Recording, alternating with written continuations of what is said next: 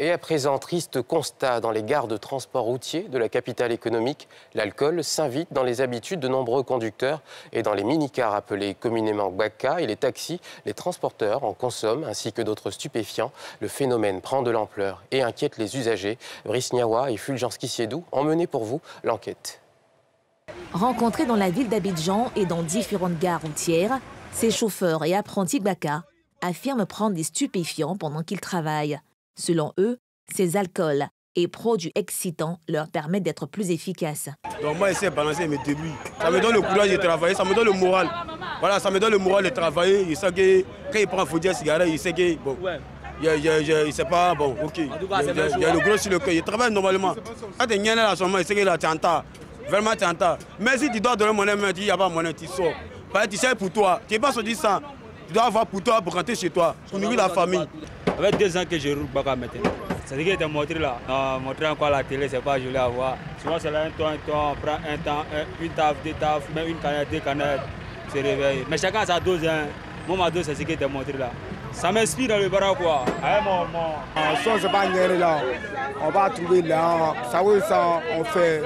Mais c'est pas pour faire par là par les clients. Tu vois, non, c'est pour travailler légèrement, pour avoir l'argent, pour voir, non. Serré, bien serré, café noir, serré, tu prends ça. Bon, je me dis, bon, ça coupe un peu le sommeil.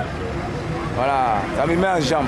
Assises dans les gares routières et dans presque toutes les rues de la capitale économique, ces vendeuses répondent bien aux demandes des transporteurs avec des liqueurs et vins en sachets, en bouteilles, en carton. La provenance et la fabrication de ces produits d'intoxication restent un mystère. Quand ils consomment, en tout cas quand ça marche, même les détails là-bas, moi si on n'a rien vendu, on va avoir peut-être 30 000.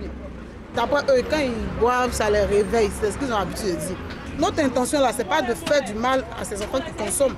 Mais quand tu abuses, forcément quelque chose va se passer. Il y a des chauffeurs qui se cachent. Ils ne veulent pas qu'on les voit. Donc ils envoient les apprentis. Souvent, nous, on sait les donner. On cache pour les donner. Ça m'arrange parce que ça marche. Mais ce n'est pas tous les apprentis qui payent aussi. Les passagers aussi payent. Les gars ne doivent pas exagérer pour faire des conneries. On prend pour avoir la force pour faire ton travail, pour gagner l'argent. Mais il y a des gens qui prennent pour aller faire des conneries, des bêtises. Souvent, nous, on les donne des conseils. La consommation de l'alcool au volant met la vie des passagers et celle des autres usagers de la route en danger. Lorsqu'on monte vraiment, à force de consommer l'alcool, ils nous parlent mal souvent, vraiment. Donc je trouve que c'est vraiment pas une bonne idée. Ils sont volants, souvent ils sont en train de boire, ils fument. Pourtant, il y a d'autres personnes qui ne consomment, qui sont pas habituées à la fumée et tout ça. Donc vraiment, ça joue un effet vraiment négatif sur d'autres personnes. Le Baka, c'est moins cher. Par rapport aux compteurs véhicules qui vont aller peut-être une longue distance, peut-être 3 000, 4 500, avec au moins c'est 200, 100 francs. Donc on se soucie de notre santé, de notre vie, mais la situation oblige. La police spéciale de la sécurité routière, créée il y a 2 ans, a entamé depuis le samedi dernier une vaste opération de sensibilisation et de répression sur les voies et dans les gares routières du Grand Abidjan.